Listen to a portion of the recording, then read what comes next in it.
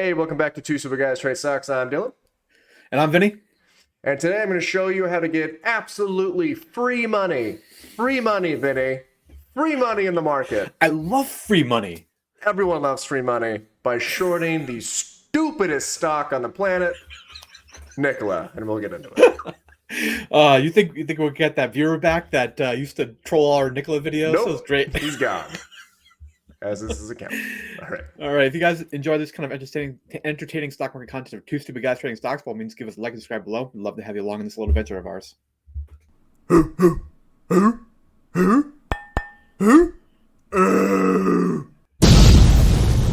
Two Stupid Guys Trade Stocks. Trevor Milton. Yeah. I chose this background because, like the computer-generated little semi there, so will their profits be. Not gonna be real. I know, right? All right.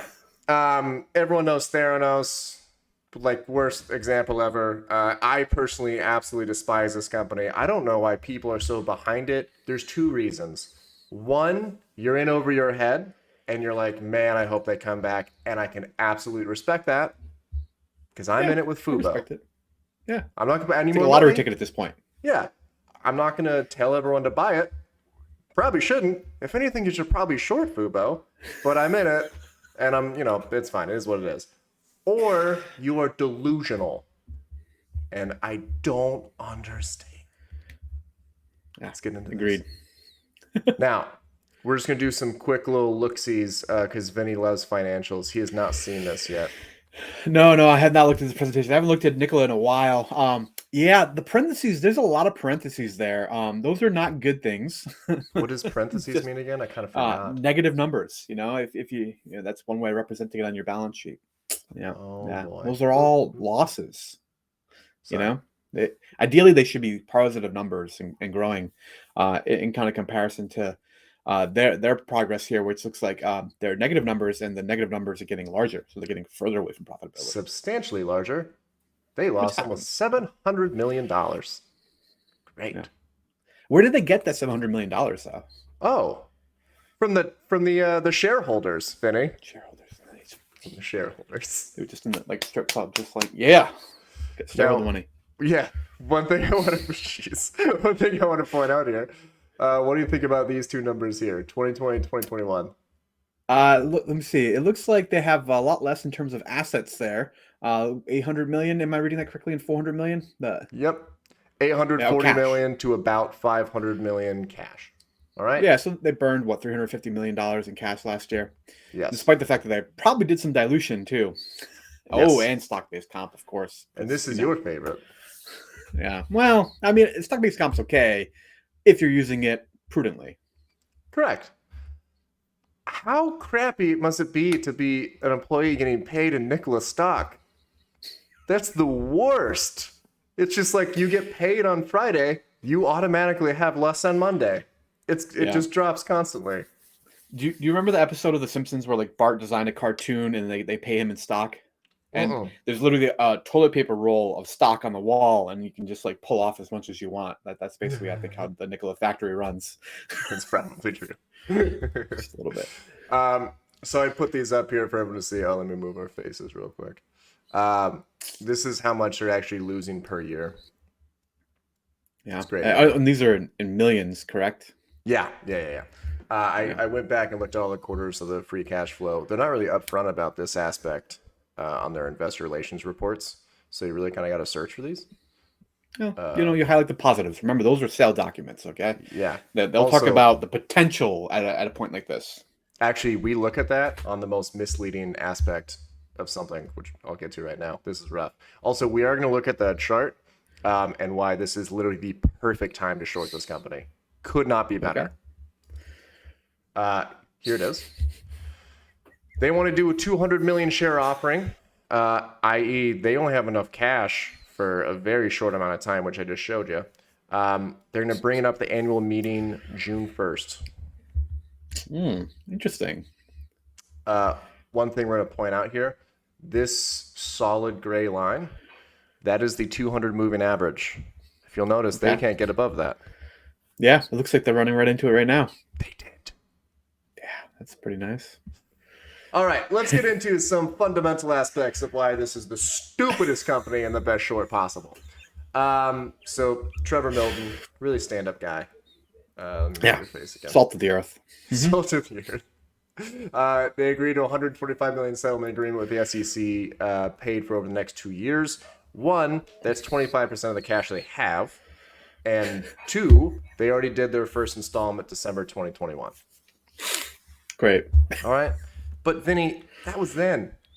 What about now? I mean, he hasn't been part of the company now in what, like a year and a half? Like, how is this still a problem? Everything's going to be fine, okay? And I'm going to tell you why. Because they're trying really hard. Everything's roses now. Do you know these guys? No, I don't recognize those names, actually. Oh, they're pretty important. Okay. Would you say that's important? Supply chain, director of purchasing. Yeah, these all sound like folks that should be very involved in like the operation and the growth of this company. They're the leaders of the entire supply chain and management team. Yeah. February 8th, 2022. Sorry. Yeah. So like a little over a month ago. Yeah, not that long ago. Uh-oh. Supply chain has been intentionally strengthened with new and existing leadership. Interesting. This was Nikola responding to all three of them quitting. A month and a half ago. Perfect. All they three don't of need those people supplies. are gone. Yeah, I mean, it's not like they actually have to buy things to like produce these vehicles. Like, no big deal. Yeah, let's go down to like Amazon. You're good to go. Exactly. This is a quote from the CEO, February 2021. All right. 50 to 100 battery electric tray, that's the semi. In 2021, generating 15 to 30 million in revenue, but they will have a hefty negative margin, which we acknowledge. Given low volumes, a high initial cost of production, global ship product shortage will not be an issue. Not gonna be a problem. Yeah, well, you gotta make 100 vehicles. I mean, Jesus Christ! Like, of course, you could buy that number of semiconductors probably on Amazon. Well, actually, it was an issue. How? August, 6 months later, revenue of 0 to 7.5 million. We're only gonna get 25 to 50 due to the semiconductor shortage. They didn't even do that, by the way, just to be clear. He was wrong. Right? Mistakes happen. Yeah. Okay. Yeah. I want to point out something, and for the Nikola people that are watching this, and they're like, these guys are crazy. These are terrible. I'm just going to point out some very, very obvious issues with their projected numbers. Okay. Now, 50 to 100 batteries, vehicles for 15 to 30 million. Right. So that'd mean 100 vehicles, $30 million revenue. Okay. Yeah. We drop down 0 to 7.5 million, 25 to 50. So 7.5 million for 50 vehicles revenue, which would actually be 15 million per 100 vehicles revenue. Yeah, they had to take a 50% haircut basically on the price of each unit. Yeah, and these are theoretical. Theoretical. Doesn't make any sense. I almost cussed again. I'm getting all worked up.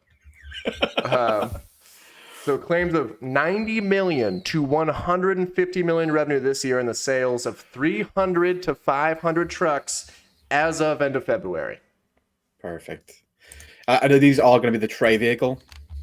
Yeah. Well, that's the only one they actually have. Previous claim, I know. Like I just said, every 100 trucks is 30 million in revenue, even though we'll just completely forget that I just put out a huge flaw on how much it actually is, because we have no idea. So it's most likely $300K price tag per vehicle. All right. Yeah. We don't actually know. And if you look it up, there's one site, it's called like Viking Freight or something, that has the numbers magically, and literally no one else, not even on the investor relations site, has the numbers. So I don't know how they got them. But no one knows how much these are worth. Comparable diesel trucks are 100, 200K.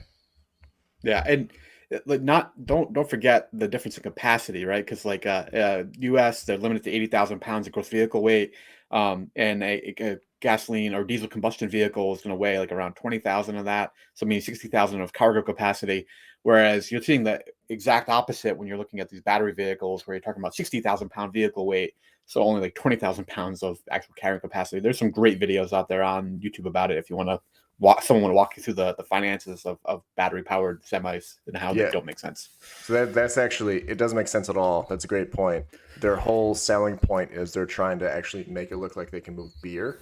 So they did 2 cars from the Anheuser-Busch facility in California from one plant to another plant. That's their big thing. It's like, perfect. Okay. So I know the Tre is a step towards hydrogen. Have they made any inroads on the hydrogen production front, or are they still at 0 pounds of production of hydrogen? Yeah, no, they don't do anything. That was a dream. I don't know where. Now, hold on. Is it what they're claiming? Like future claims? Because the future claims are still there. Or are you talking about hard proof? Yeah, well, I'm just curious if, the SEC in kind of indictment of them basically said that they were making hydrogen. They were number one producer or whatever of hydrogen, and they actually made none. Like 0. Yeah, no, that was actually, there's a Trevor Milton clip of that. It's the funniest thing ever. Perfect. Now, to the people that were triggered for what I just said, what about this thing here? Nikola Tre BEV HVAP approval for up to 150 voucher incentive per truck. This is directly on the investor relations page right now. Huge. Okay. All right. And also, you go on StockTwits, everyone just touts it. It's like, bro, if it costs $300-400, it's gonna be 150 subtracted by that. It's gonna be fine. Oh no. Oh hey, this is actually their thing. I love it. Who is HVIP? Huh? Who is HVIP? HVIP. Oh, so that's actually for the approval for California. That's where they're completely wrong about this. So state incentive, basically, state government incentive. Yeah, only in California. It's also only 120K. Which is fantastic. Sure. I mean, absolutely unreal. Something to make their vehicles a little bit more palatable. So yeah, sure. Jeez. And to the people that were saying I cut off, because there's gonna be someone who initially comments because of this thing here that it looks like I cut off really important information. It just literally starts. Like that's it. So boom. What? Oh, no, I just love how much of a mess this whole thing is. It's absolutely terrible. I mean, battery. Yeah.